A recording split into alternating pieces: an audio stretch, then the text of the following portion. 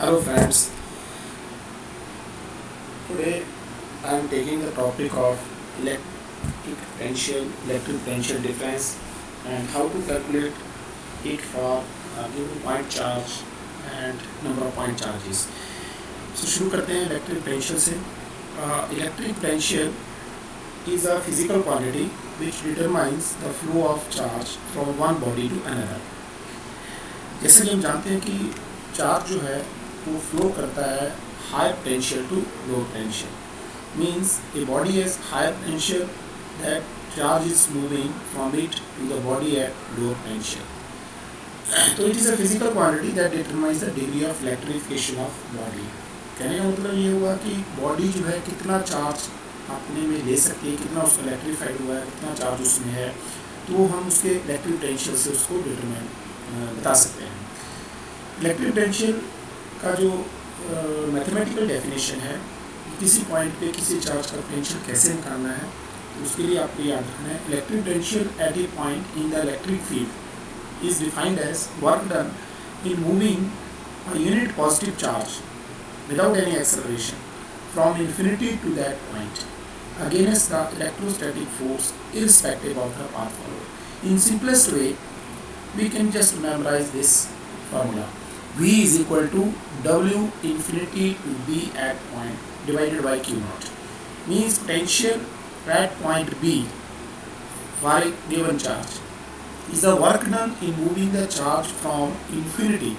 Now infinity का मतलब क्या हुआ कि उस चार्ज से उसकी इलेक्ट्रिक फील्ड से बाहर जो स्पेस है वो उसके लिए क्या है, इन्फिनिटी है, जहाँ पे वो चार्ज अदर चार्जेस के ऊपर कोई फोर्स नहीं लगा सकता है. तो वहाँ से किसी चार्ज को पर्टिकुलर पॉइंट इलेक्ट्रिक फील्ड के अंदर में लेके आना है, तो कितना अमाउंट ऑफ वर्क डन करना पड़ेगा divided by the test charge जिसको हम लेके आ रहे हैं. That magnitude is given is equal to the V that is called electric potential at that point. Now याद रखने वाली चीज़ है कि इलेक्ट्रिक पोटेंशियल एक स्केलर क्वांटिटी है, और दूसरा चीज़ याद रखनी है इसका SI unit. SI unit is a volt and 1 volt is also equal to joules per coulomb और also written as newton metre per coulomb. So we can define the 1 volt how electric potential at a point is said to be 1 volt if 1 joule of work is done in moving 1 coulomb of charge from infinity to that point in the electric field. It means अगर 1 joule work done कर रहे हैं, अगर charge को move करने के लिए infinity से किसी पॉइंट तक 1 कूलम चार्ज को, सो हम कहेंगे कि उस पॉइंट पे उस चार्ज का सोर्स चार्ज का जो इलेक्ट्रिक पोटेंशियल है वो 1 वोल्ट है. So that is how we can define 1 volt of electric potential. Now similar दूसरी टर्म है electric potential difference. Electric potential difference between any two points. Potential at a point मतलब किसी point के ऊपर कितना पोटेंशियल है उस चार्ज का, और डिफरेंस का मतलब कि with in electric field of source charge किन्हीं दो पॉइंट्स के बीच में पोटेंशियल का डिफरेंस कितना है. एंड इसको कैसे डिफाइन करते हैं? It is potential, it is defined as the amount of work done, again is the work done, but between the 2 points, amount of work done in moving a unit positive charge from one point to another point against the electrostatic force irrespective of r. Means कैसे भी पास से आ रहे हैं, but उसको एक point से दूसरे point में मूव करने के लिए कितना अमाउंट ऑफ वर्क डन करना पड़ता है टेस्ट चार्ज को in the electric field of given charge. That is called electrostatic potential difference, और we can say electric potential difference. कहने का मतलब पोटेंशियल एट ए पॉइंट हुआ, एक पॉइंट पे कितना उसका वर्क डन करना पड़ेगा बाहर से इन्फिनिटी से उस पॉइंट पर लाने के लिए, और डिफरेंस का मतलब कि दो पॉइंट्स का बीच में कितना डिफरेंस है वर्क डन एक जगह से दूसरी जगह चार्ज को मूव करने के लिए. तो फार्मूला जो इलेक्ट्रिक पोटेंशियल डिफरेंस का है वो है VV माइनस VA. जैसे अगर 2 पॉइंट्स हम चार्ज के नेक्स्ट स्लाइड्स में हम देखेंगे कैसे इसको निकालते हैं. VV minus VA, that is just a mathematical formula. आपको याद रखना है कि between 2 points A and B, potential difference is equal to work done in moving the charge from A to B divided by Q naught. Q naught is the test time. तो कुछ चीज़ें आपने याद रखनी है. Electric potential and potential difference जैसे मैंने पहले बताया वो था scalar quantities. Second, electric potential at infinity is zero because outside the electric field there is no force is acting or no work is done. So it means electric potential is zero at infinity. Electric potential near an isolated positive charge is positive and near the isolated negative charge is negative. Because it is a scalar quantity, for positive charge, positive potential, for negative charge, negative potential. CGS unit of electric potential is stat volt, and one stat volt is 1 arc per stat coulomb. Stat coulomb is the CGS unit of charge. Then how to determine? Next slide देखते हैं कि कैसे एक charge का potential आपने निकालना है एक पर्टिकुलर पॉइंट के ऊपर में, तो उसको कैसे निकालेंगे। तो इसके लिए हम ले रहे हैं कि एक चार्ज एरिया की प्लस क्यू आपके पास एक सोर्स चार्ज है और ई उसकी इलेक्ट्रिक फील्ड है, चार्ज है तो ई इलेक्ट्रिक पॉजिटिव चार्ज है, electric field is acting in outward direction. Infinity वो जगह होगी जहाँ पे उसकी चार्ज की इस चार्ज की वजह से उसके किसी अनदर चार्ज के ऊपर फोर्स नहीं लग सकती है।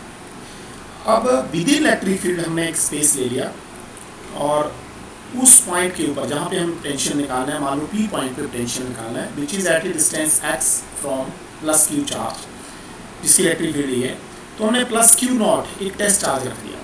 अब टेस्ट चार्ज को अगर इलेक्ट्रिक फील्ड के अंदर रखते हैं तो हमने पहले पढ़ा है कि उसके ऊपर जो फोर्स एक्ट होगी that is q naught into E, क्योंकि पॉजिटिव चार्ज है that is field force is acting in outward direction, बाहर की तरफ फोर्स लगेगी उसके। अब मान लो इस टेस्ट चार्ज को थोड़ी देर के लिए मान लेते हैं, टेस्ट चार्ज हमारे पास इन्फिनिटी में है, बाहर में है, और इन्फिनिटी से इसको पॉइंट क्यू तक हम लेके आना चाहते हैं या पी तक लेने आना चाहते हैं, जहाँ पे भी आपने पोटेंशियल निकालना है, ठीक है। तो अगर उस पॉइंट पे लेके आना चाहते हैं तो कितना अमाउंट ऑफ वर्क डन आपके पास करना पड़ेगा। एक्चुअली हम यहाँ पे क्या कर रहे हैं, हम पोटेंशियल बी पे निकाल रहे हैं, सॉरी बी पे पोटेंशियल निकालेंगे। बी हमने विद इन इलेक्ट्रिक फील्ड लिया और ये दोनों पॉइंट्स में विद इन इलेक्ट्रिक फील्ड ले रहे हैं।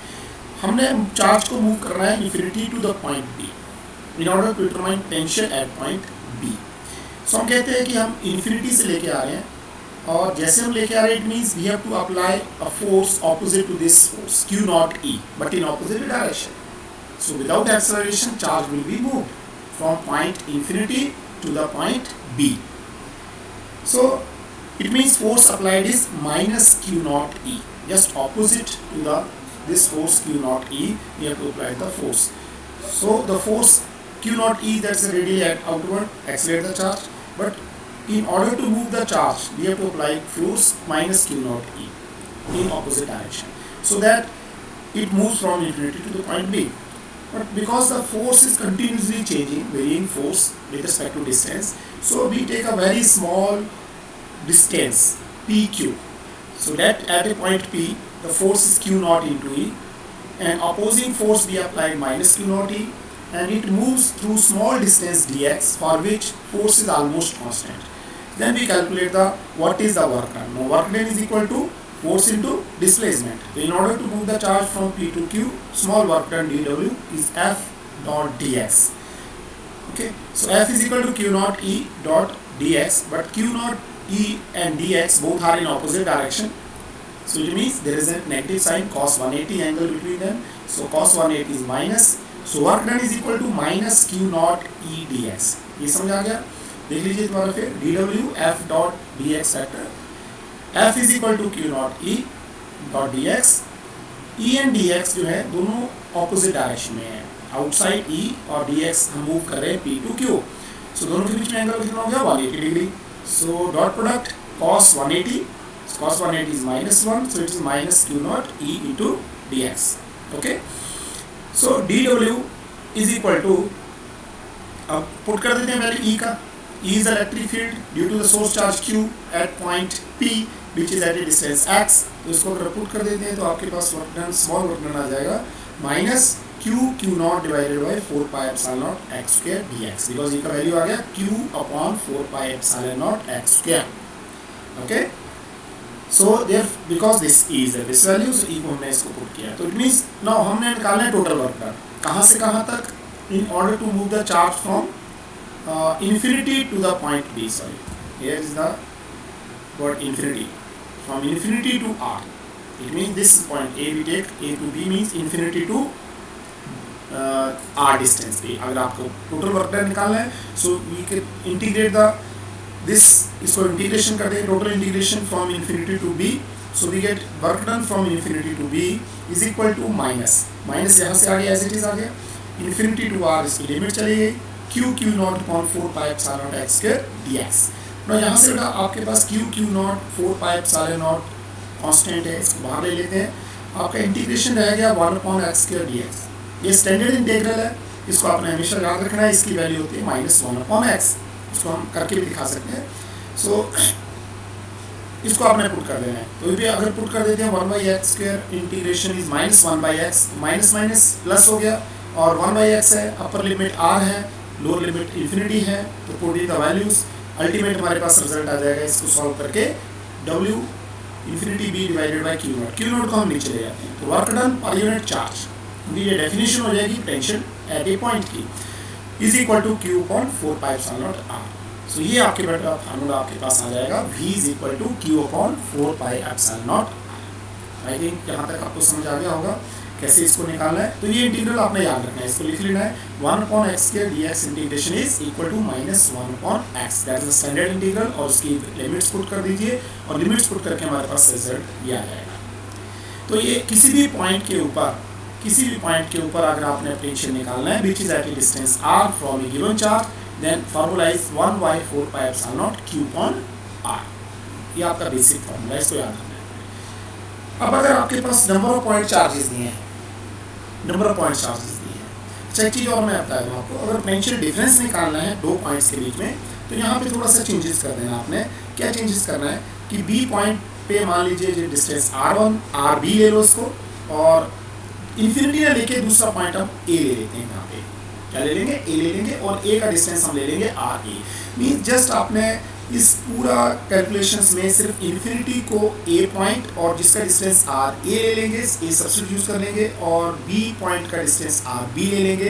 बाकी आपका सब कुछ एज इट इज रहेगा, सब कैलकुलेशन एज इट इज रहेगी। सेम स्टेप्स में आपको करना है जब आपने दो पॉइंट्स के बीच में पोटेंशियल डिफरेंस निकालना है। ये at a single point charge का है, अगर पोटेंशियल डिफरेंस निकालना है तो उसके लिए बता रहा हूँ मैं। तो क्या करेंगे, इन्फिनिटी को कैसे चेंज कर देंगे, ए पॉइंट से ए पॉइंट पे, और उसको भी इलेक्ट्रिक फील्ड के अंदर ले लेंगे, डॉट नहीं लगाएंगे, सीधा स्ट्रेट लाइन लगा देंगे।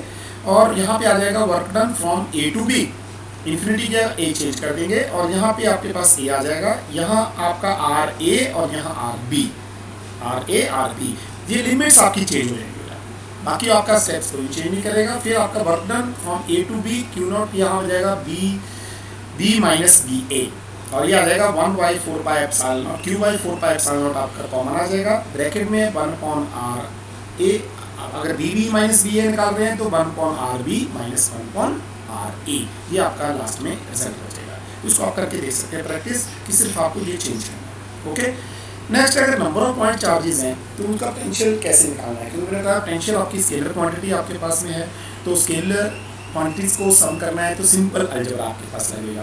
पीछे हमने किया था इलेक्ट्रिक फील्ड और इलेक्ट्रिक फोर्स, वेक्टर क्वांटिटीज थी, उनको अगर हमने टोटल नंबर ऑफ चार्जेस की वजह से फोर्स निकालनी है या इलेक्ट्रिक फील्ड निकालनी है तो हमें वेक्टर अलजेब्रा लगाना पड़ता है। बट यहाँ पे हमें क्या करेंगे, scalar algebra, simple scalar algebra हम लगाएंगे कि सपोज हमारे पास नंबर ऑफ पॉइंट चार्जेस आपके पास में है और उनका टोटल पोटेंशियल एक पर्टिकुलर पॉइंट के ऊपर अगर आपने निकालना है। So total potential, net potential at a point in the electric field due to group of charges is algebraic sum of the individual potential at that point. Means simple algebraic potential आपने P point पे मान लो आप potential निकालना चाहते हैं number of charges का which is at different distances R1, R2, R3, R4, Rn. So total potential आपके पास जो आएगा P point के ऊपर में वो आपका potential due to all the individual charges V1, V2, V3, V4 up to so on Vn. Okay, so इसको हम पुट कर सकते हैं। तो आप i is equal to integration summation form में हम ले सकते हैं, i is equal to 1 to n qi divided by ri, because one charge का आएगा q1 upon r1 plus second charge का q2 upon r2, third charge का q3 upon r3 and so on qn upon rn। Okay, so इस formula को हम apply करेंगे in terms of vector position में। आप इसको r minus ri, r is the position vector of the given charge और r i means number of point charges जिसका आपने टेंशन निकालना है। तो इन वेक्टर पोजीशन में आप ऐसे लिख सकते हैं, बट सिंपल आपको याद रखना है न्यूमेरिकल्स के लिए। No electric potential at a point due to charge is not affected by presence of other charges. किसी पॉइंट पे आप निकाल रहे हैं किसी चार्ज का पोटेंशियल, तो अदर चार्जेस का उसको कोई इफेक्ट नहीं होता है। सेकंड थिंग आपने याद रखनी है, potential is inversely proportional to square of distance, where Coulomb force is inversely proportional to square of distance, ध्यान रखना है। तो V is inversely proportional to R, but F is inversely proportional to R square, इसको हम कर चुके हैं coulomb force. तो ग्राफ भी बेटा वी और आर के बीच में आपने याद रखना है, वी और आर का इनवर्स रिलेशन ग्राफ आएगा वो भी याद करेंगे। सेकेंड, पोटेंशियल स्केलर क्वांटिटी है बट फोर्स क्या है, वेक्टर क्वांटिटी है। तो स्केलर क्वांटिटी को ऐड करने के लिए सिंपल अलजेब्रा, वेक्टर क्वांटिटी को ऐड करने के लिए वेक्टर अलजेब्रा।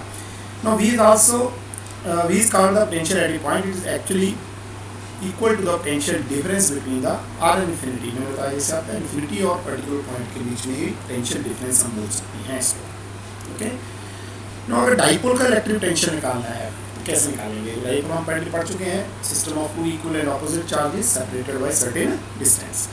तो उसमें भी दो केसेस हैं, एक्सियल लाइन पे कैसे निकालेंगे और सेकंड है इक्वेटोरियल लाइन। पहले एक्सियल का चेक कर लेते हैं। हमने पिछले वीडियो में एक्सप्लेन किया था इलेक्ट्रिक फील्ड कैसे निकालते हैं डाइपोल की एक्सियल लाइन के ऊपर में।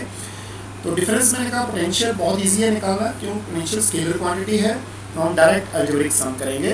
There is no need to check the directions of, because there is no direction, but electric field निकाल रहे हैं तो we have to check the directions. तो ये बेसिक डिफरेंस आपने याद रखना है।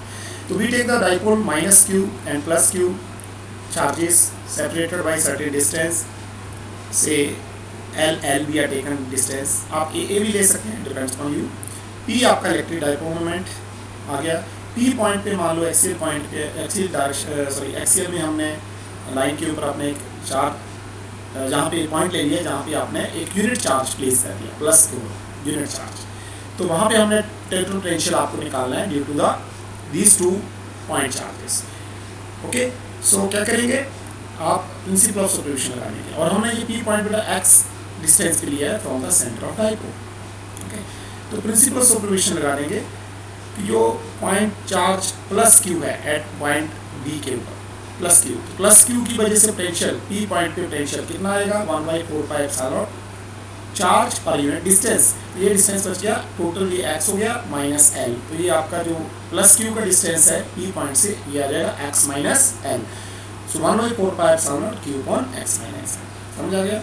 और माइनस चार्ज, नेगेटिव चार्ज का पोटेंशियल उस पॉइंट के ऊपर में, तो वहाँ डिस्टेंस आपका ये एल प्लस एक्स, तो एक्स प्लस एल चेंज होगा, बाकी आपके पास, बट यहाँ पर ध्यान रखना है प्लस चार्ज का पोटेंशियल प्लस और माइनस चार्ज का potential minus, because scalar quantity है। तो minus q divided by x plus है। टोटल पोटेंशियल है तो क्या करेंगे? दोनों को ऐड कर दीजिए, simple algebra. Total potential add कर दिया, दोनों इक्वेशन को ऐड कर देंगे, ये आपका कॉमन आ गया, तो 1/x minus L minus 1/x plus L. तो इसको सॉल्व कर लीजिए, टेकिंग एलसीएम ले लीजिए, तो x square minus l square LCM आ जाएगा नीचे में, और ऊपर में आप इधर एक्स प्लस एल चले जाएगा, माइनस एक्स माइनस एल, तो आप एक्स एक्स कैंसिल, आपके पास बचेगा क्यू, ये यहाँ पे है, यहाँ पे एल प्लस एल 2l हो जाएगा। So q into 2l is equal to P, तो हम इसको ऐसे लिख सकते हैं, it is equal to P divided by x square minus l square. तो ये फॉर्मूला आपको याद रखना है। Potential at a point on the axial line due to the dipole is always equal to 1/4πε0 P upon x square minus L square, where P is the electric dipole moment. Okay, next equatorial line पे कैसे निकालेंगे? मान लीजिए same हमने dipole ले लिया और electric same आपने distance L, but point be taken the perpendicular line passing through the center, that is called equatorial line. So distances calculate कर सकते हैं आप। मान लीजिए y डिस्टेंस हमने ले लिया, आप x भी r भी ले सकते हैं, जो भी आप डिस्टेंस लेना चाहिए, l है।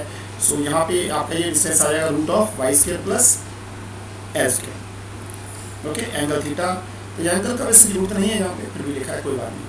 सो सेम उसी तरह से आप पोटेंशियल लिख लेंगे प्लस क्यू चार्ज का, यहाँ पे क्यू पॉइंट के ऊपर में कितना आएगा? 1/4πε0 q upon d q distance, and minus charge का 1/4πε0 minus q divided by a q. Now a q and b q अगर आप देखेंगे ट्राइंगल से बहुत सेम वैल्यूज हैं, दोनों की कैलकुलेट कर सकते हैं, और हम उसको पुट कर देंगे बाद में। पर पहले आप देखेंगे सीधा हम डायरेक्ट इसको ऐसा लिख देते हैं, सम कर दिया, एडिशन कर दिया, 1/bq माइनस 1/e क्यू। अब इस वैल्यूज को कैलकुलेट कर लेते हैं, ठीक है? अगर आप कैलकुलेट कैसे करेंगे, देखिए अगर वैल्यूज चेक करेंगे दोनों की वैल्यू सेम आएगी, वी क्यू और ए क्यू, और ट्राइंगल्स में चेक कर सकते हैं। अगर दोनों सेम है तो उसको कैलकुलेट करने की भी जरूरत नहीं है, क्योंकि ये दोनों वैल्यूज अगर सेम है तो this factor is equal to 0। इसका मतलब माइनस क्यू का पोटेंशियल क्यू पे और प्लस क्यू का पोटेंशियल क्यू पे सेम इन मैग्नीट्यूड, बट एक का पॉजिटिव और एक का नेगेटिव। तो स्केलर क्वांटिटी है, स्केलर अलजेब्रा सिंपल अलजेब्रा करेंगे तो टोटल पोटेंशियल कितना आ जाएगा? 0। It means at any point on the this line equatorial line, either downward भी हम ले सकते हैं इसको, यहाँ तक इस लाइन को ऊपर, इसको इक्वेटोरियल प्लेन भी बोलेंगे, इक्वेटोरियल लाइन जो है इसके ऊपर किसी भी पॉइंट के ऊपर, even at the centre also, the electric potential due to the dipole is always equal to zero. But electric field zero नहीं होती है, इलेक्ट्रिक पोटेंशियल जीरो होता है इक्वेटोरियल लाइन के ऊपर किसी भी पॉइंट के ऊपर, बट इलेक्ट्रिक फील्ड जीरो नहीं होती। इसको याद रखना है 1 मार्क्स के लिए, electric potential due to dipole on equatorial line is always equal to zero. Okay okay, तो ये आपको याद रखना है। नेक्स्ट पार्ट हम करते हैं equipotential surfaces. Equipotential surfaces is the surfaces where at all the points the potential value is same। ऐसी सरफेस जहाँ, जैसे मैंने अभी आपको बताया इक्वेटोरियल प्लेन, जैसे डाइपोल का अगर इक्वेटोरियल प्लेन पे अगर आप देख सकते हैं एक सरफेस हम ड्रॉ करते हैं तो वहाँ पे हर पॉइंट के ऊपर पोटेंशियल जीरो है। वैसा पॉइंट जहाँ पे हर पॉइंट के ऊपर पोटेंशियल जो है वो कांस्टेंट है उसको बोलते हैं इक्विपोटेंशियल सरफेसेस। अब इसको ड्रॉ कर सकते हैं, जैसे फर्स्ट केस हम बता रहा हूँ, ये डायग्रामेटिकल पार्ट है for a uniform electric field. अगर यूनिफॉर्म इलेक्ट्रिक फील्ड के लिए इक्विपोटेंशियल सरफेस आप ड्रॉ करनी है तो कैसे ड्रॉ करेंगे, तो ये आपके ऐसे प्लेन्स आ जाएंगे, equidistance planes and these are called equipotential surfaces for uniform electric field. Say V1 V2 V3 are the potential at this points and that is the same potential, तो equipotential surfaces. For isolated charge, for a positive charge the field lines are outside, then the point which is at equal distance from the positive charge, it means it is a point lying on the sphere. So equipotential surfaces are such spheres around each. These all are the surfaces where the potential is same. ये drawing skills आपको याद करने हैं। One for uniform electric field, how to draw the equipotential surface. Second for isolated charge. These are the spherical equipotential surfaces. Uniform electric field के लिए कैसे से है, प्लेन इक्विपोटेंशियल सरफेस। ओके, ये दो आप याद रखनी। इसके अलावा और भी आप equipotential surfaces due to dipole वो भी कर सकते हैं for the two similar charges, like charges और अनलाइक चार्जेस, दोनों के लिए इलेक्ट्रिक फील्ड भी हमने की थी, सिमिलरली आप इक्विपोटेंशियल सरफेसेस भी कर सकते हैं। देन प्रॉपर्टीज कर लेते हैं, थोड़ा डिस्कस कर लेते हैं इंपॉर्टेंट्स।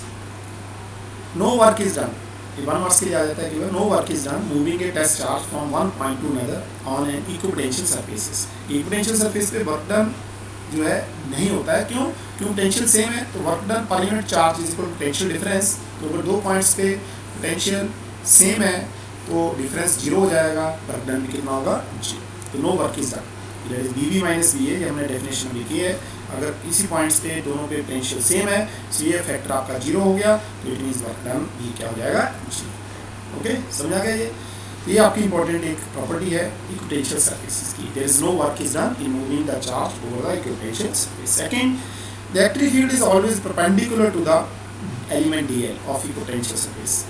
ठीक है, because there is no work is done required. No work is done जो है इसको अगर हम माइनस Q नॉट, मैंने बताया था आपको पास F डॉट DL, और F की जगह Q naught E DL put करते हैं, Q नॉट इधर आ जाएगा, work done per unit charge is equal to E dot DL। So it's also definition of tension. So अगर वर्क डन 0 है तो आपके पास इलेक्ट्रिक और फील्ड और डिस्टेंस DL हमेशा 90 डिग्री होंगे, क्योंकि डॉट प्रोडक्ट 0 होने से 2 vectors are perpendicular to each other. So इसका मतलब E and DL they are perpendicular to theta is 90। Okay, third, equipotential surfaces indicates regions of strong and weak electric fields. यहाँ पे आपके पास वीक, अगर equipotential surfaces close है, closeness भी हम बोल सकते हैं इसको, क्लोज है, तो वहाँ पे हम कह सकते हैं कि इलेक्ट्रिक फील्ड जो है वो स्ट्रॉन्ग फील्ड है। यहाँ पे इक्विपोटेंशियल सरफेसेस दूर दूर हैं, सेपरेटेड हैं, ए पार्ट है, वहाँ पे आपके पास इलेक्ट्रिक फील्ड भी क्या है, वीक है। तो रीजन्स को हम स्पेसिफाई कर सकते हैं। तो एक सिंपल रिलेशन ये याद रखना, E is equal to minus dV/dr। So dr is minus dV/E।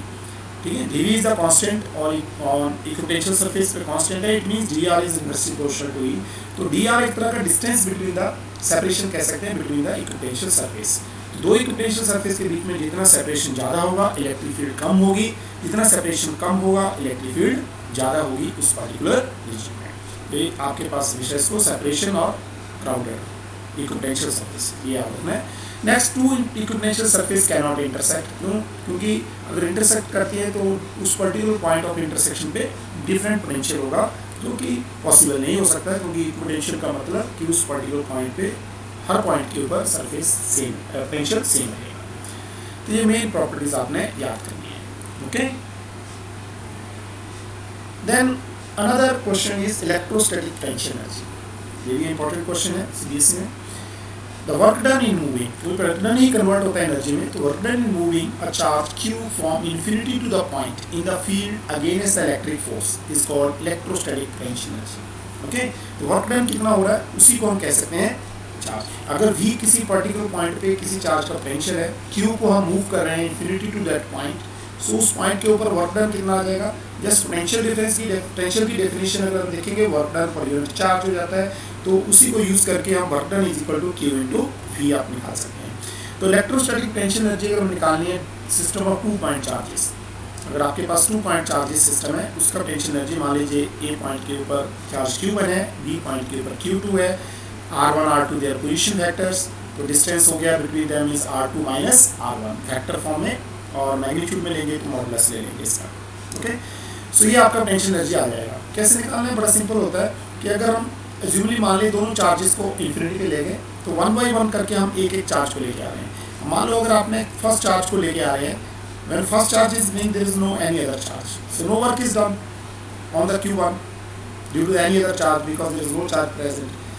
But first charge आपने यहाँ पे रख दिया तो उसका पोटेंशियल अभी आ गया। अब सेकंड चार्ज को अगर हम यहाँ लेके आ रहे हैं तो फर्स्ट चार्ज उसके ऊपर क्या लगाएगा, फोर्स लगाएगा। तो इट मींस फर्स्ट का potential at point B into this charge, that is the work done in order to bring the second charge. तो इसका मतलब टेंशन एनर्जी क्या आ जाएगी, potential of q1 at point B, कितना आएगा potential of q1 at point B, 1 by 4 pi epsilon naught q1 upon r2 minus r1 modulus into second charge is q2। So ये आपका वर्क डन आपके पास आ जाएगा, इसी को हम बोल देते हैं potential energy, 1 by 4 pi epsilon naught q1 q2 divided by r2 minus r1 modulus.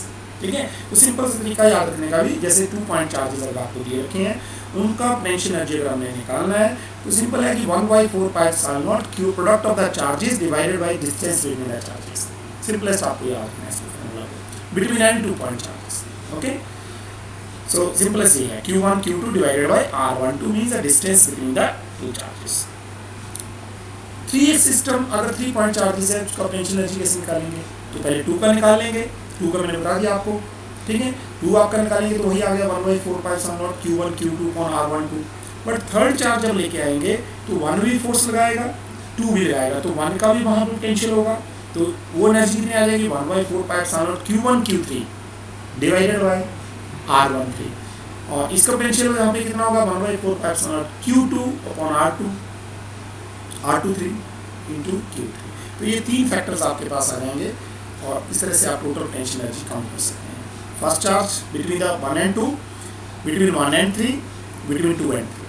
तो sum of the potential energies due to the group of 2 pair charges आपको उसको सम करते जाना है। सिंपल याद हो गया कि जैसे 1 और 2 के बीच में पोटेंशियल एनर्जी ये हो गया, 1 और 3 के बीच में, और 2 और 3 के बीच में, क्योंकि सबके बीच में फोर्स एक्सर्ट करेगी। ऐसे अगर 4 चार्जेस हैं तो 1 और 2 के बीच में, 1 और 3 के बीच में, 2 और 3 के बीच में, 1 और 4 के बीच में, 2 और 4 के बीच में, 3 और 4 के बीच में, एंड सो ऑन। तो इस तरह से ये स्टेप को आपने इसको आगे से आगे सम करते जाना है। तो इस तरह से हम नंबर ऑफ चार्जेस का पोटेंशियल एनर्जी निकाल सकते हैं। तो ये आपका सिंपलेस्ट वे में 1 by 4 pi epsilon naught q1 q2 r12 r13 और r32। ओके, अगर n चार्जेस हैं तो इसको हम समराइज कर सकते हैं समेशन फॉर्म में, बट डबल टर्म आ जाती है क्योंकि i equal to 1 to n, j equal to 1 to n, but i not equal to j। तो यहाँ पे q1 q2 भी आएगा, q2 q1 भी आएगा, तो उसके लिए हम हाफ लगा देते हैं यहाँ पे। अदरवाइज आप 2 और 3 सिस्टम ऑफ चार्जेस के लिए जैसा प्रिंट है वैसा लिख सकते हैं। ओके, सो आज के लिए इतना ही काफ़ी है, बाकी हम नेक्स्ट कंटिन्यू करेंगे। Thank you, have a nice day.